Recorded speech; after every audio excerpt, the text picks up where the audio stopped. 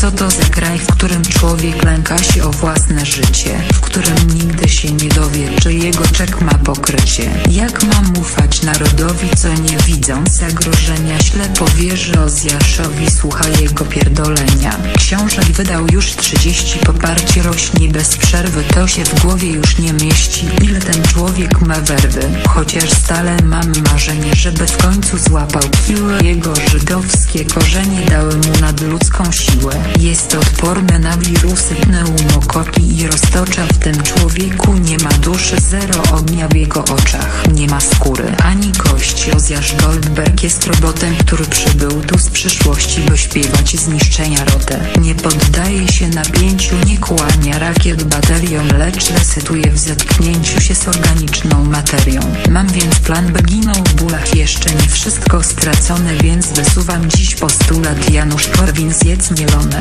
Janusz Korwin, zjedz mielone. Janusz Korwin, zjedz mielone. Janusz Korwin, zjedz mielone. Janusz Korwin, zjedz mielone. Janusz Korwin, zjedz mielone. Janusz Korwin, zjedz mielone. Janusz Korwin, zjedz mielone. Janusz Korwin, zjedz mielone. Korwin ginął pół godziny.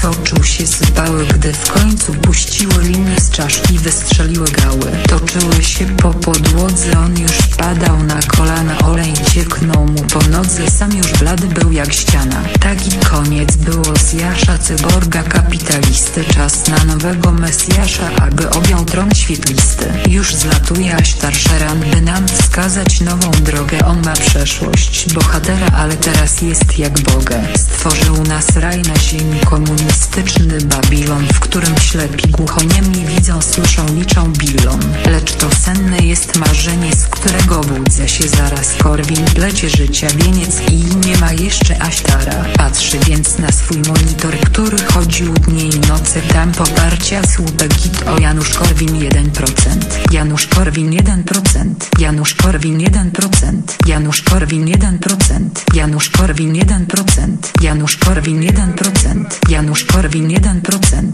Janusz Korwin 1%. Janusz Korwin 1%.